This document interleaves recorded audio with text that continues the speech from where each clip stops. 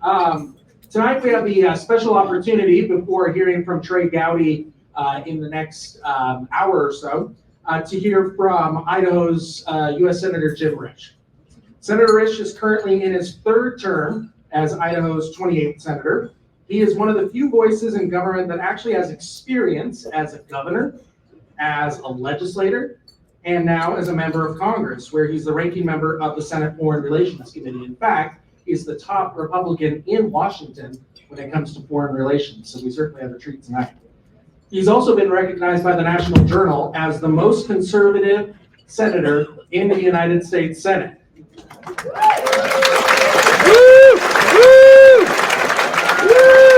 Now, Senator Risch began his career public service when he was 27 years old. Think about what you were doing when you were 27 years old. He was elected to 2 terms as the Ada County prosecuting attorney. Senator Risch and his wife, Vicki, have been married for more than 50 years. Woo! And Mrs. Risch joins us tonight as well. So will you all please help me welcome Senator Jim Risch. Woo! Woo!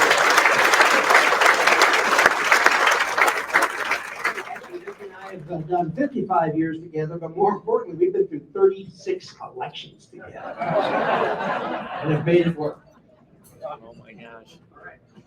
So we're just going to have a conversation here with Senator Risch for the next little while, talk about foreign policy, talk about all sorts of different things that are going on. We're going to go wide here, and I see Governor Risch and former Governor Otter are giving each other a bad time here. Second best governor the state ever had, right here.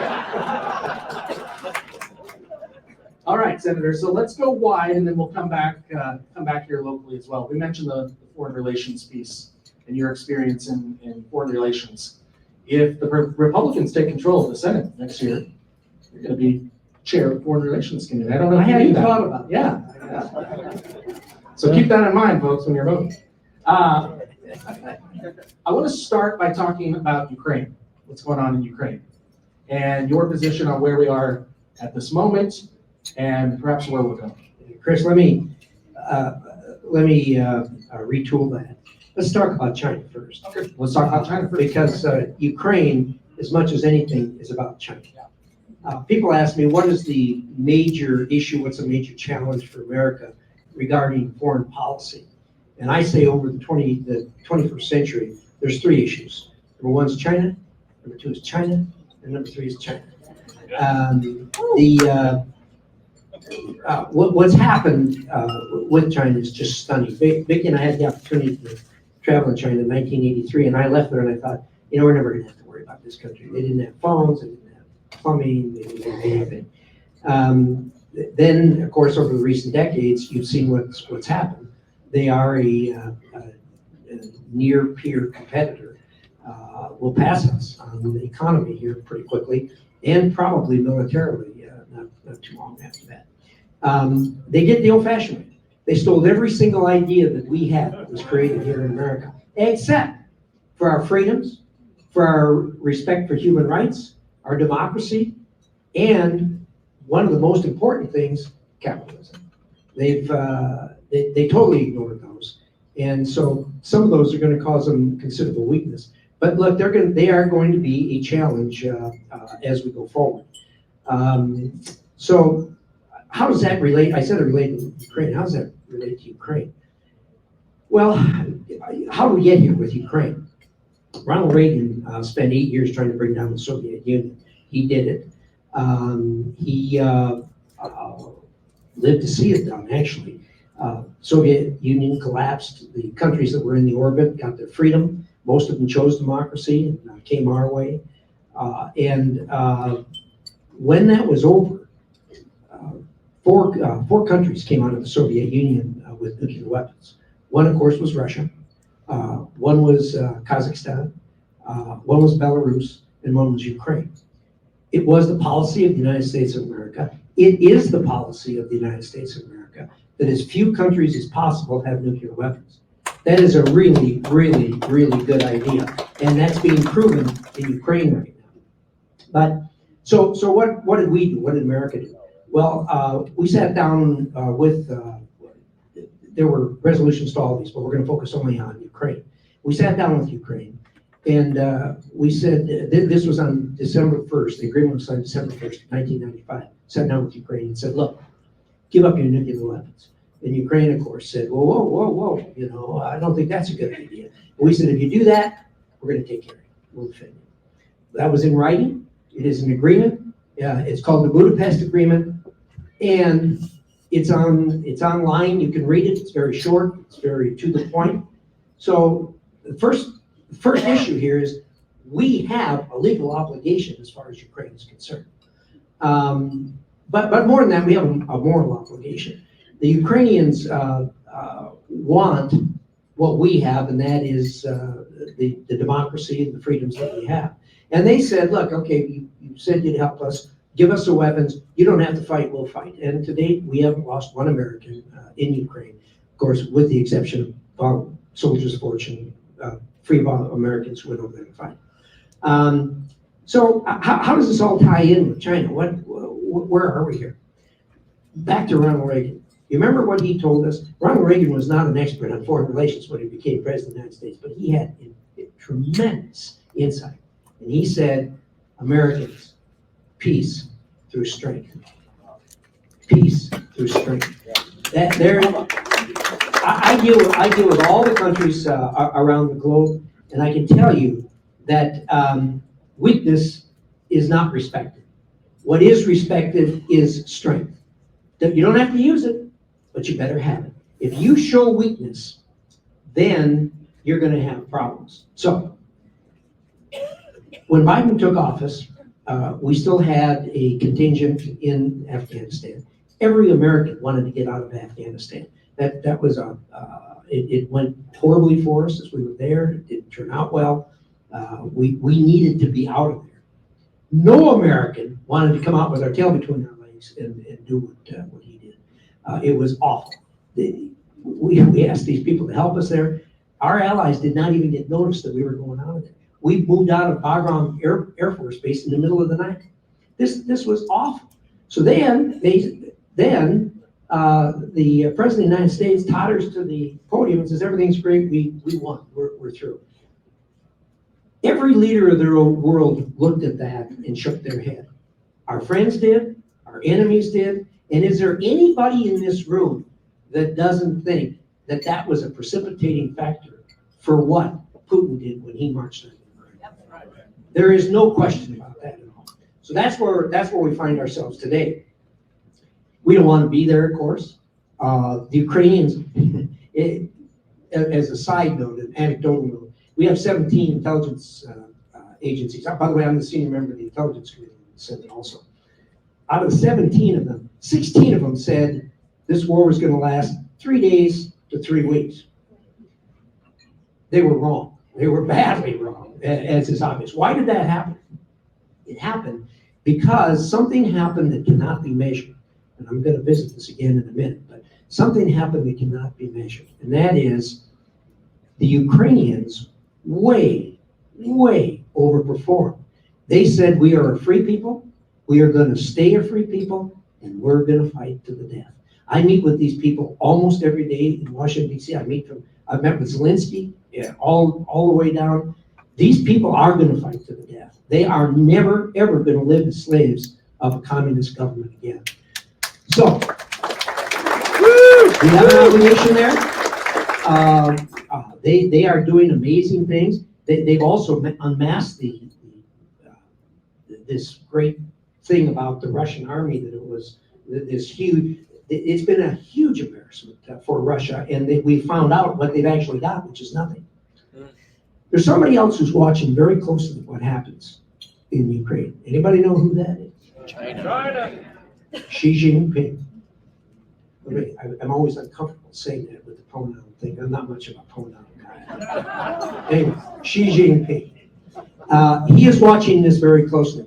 And I guarantee you that they are watching what happens there and going to make decisions based on what they're going to do with Taiwan, based on what happens in Ukraine.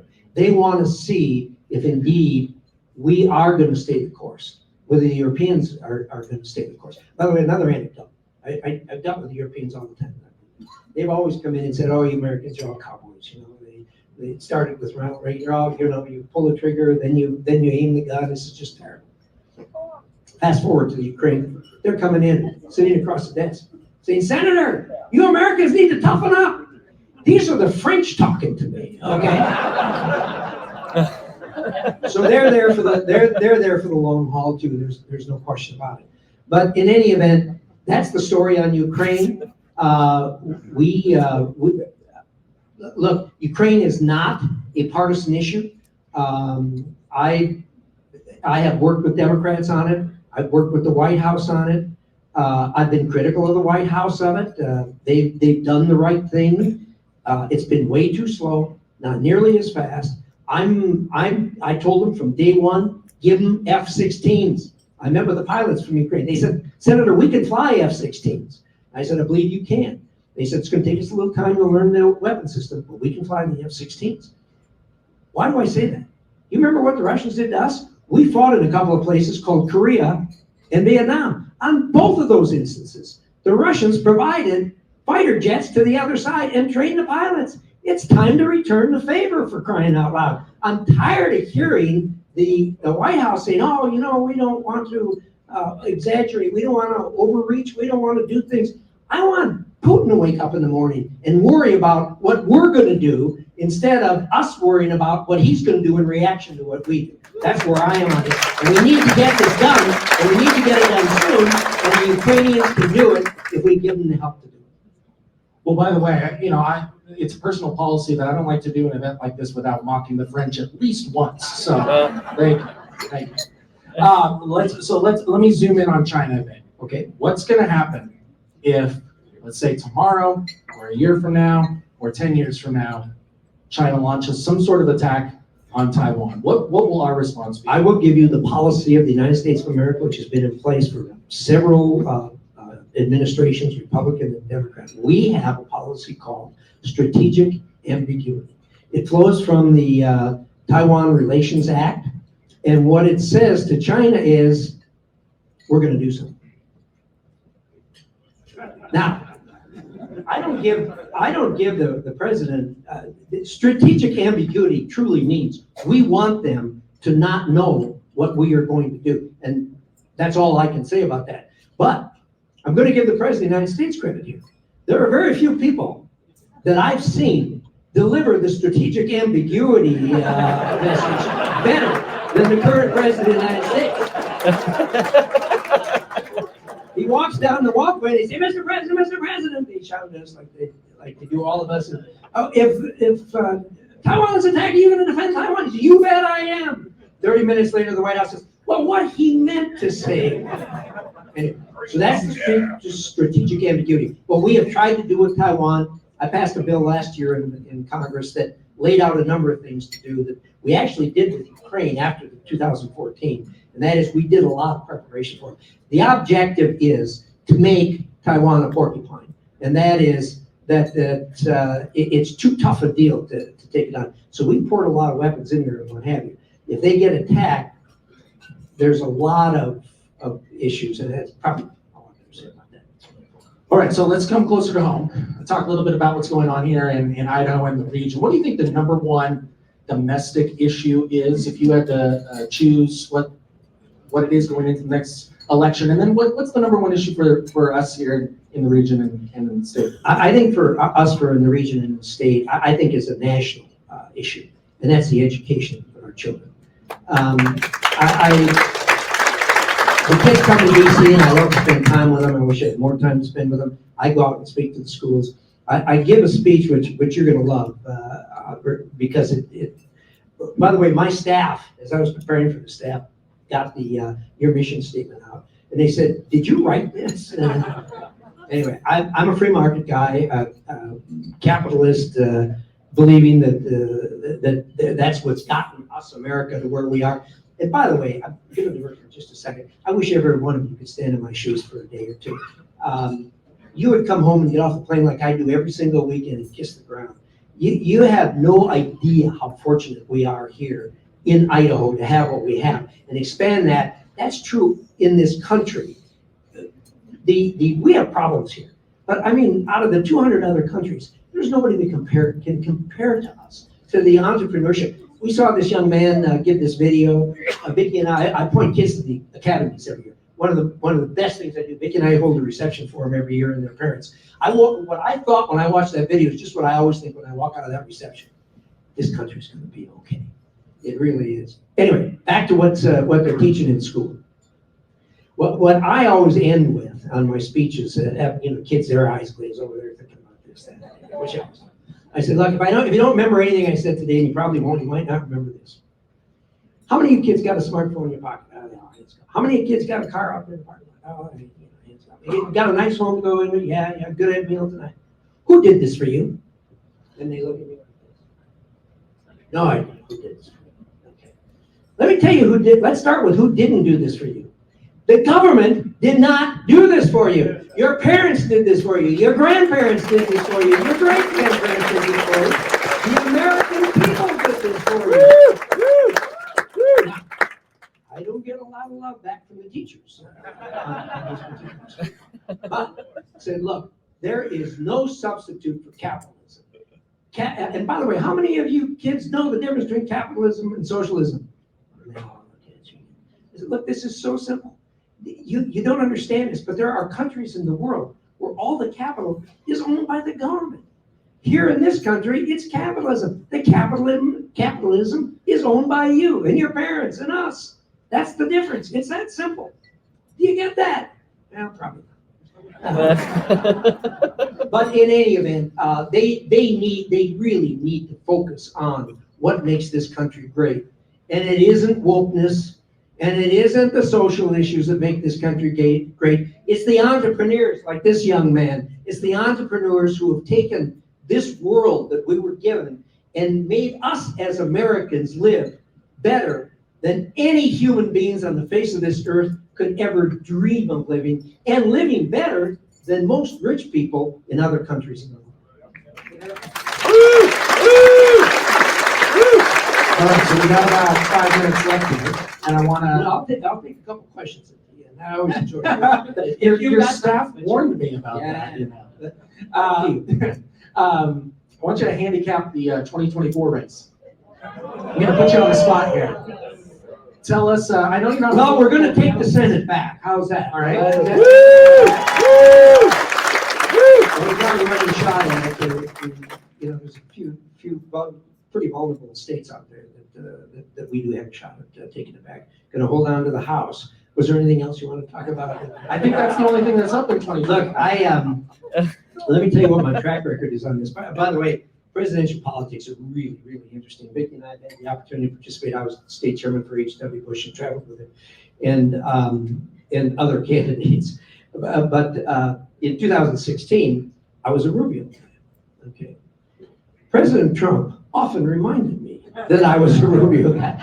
When he and I would argue, and I always knew when I was getting the best of him, because he always said, you're just a Rubio guy. And in any event, I can't answer that.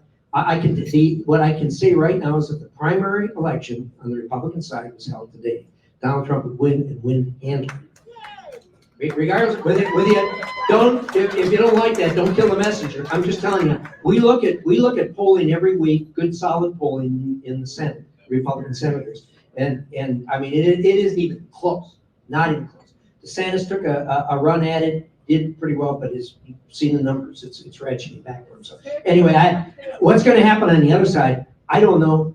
I don't think that the next person that stands up and raises his hand to be president will be Joe Biden. I'm not sure he gets through the thing.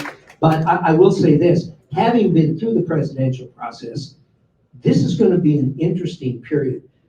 President Trump has some rough water ahead of him and he's been very fortunate in courtrooms over his years, but there's some rough water coming. So I don't know what happens on our side. I don't have ask another. All right, hold on. Is 80 too old to be president? Hell no. Terrible question. What do you think? Yeah. All right, in our remaining time, talk to us about groups like Heritage Foundation, Mountain States Policy Center, how important they are to your work. Yeah, they're critically important. most people in Idaho, and I was one of them, I never heard of a think tank until I went to Washington, D.C. Washington, D.C. is loaded with think tanks. They're everywhere. They employ all the political hacks that get thrown out of office when one party takes over, and then they reverse themselves, you know. That's unfair. But look, the think tanks, I really believe perform a real valuable purpose.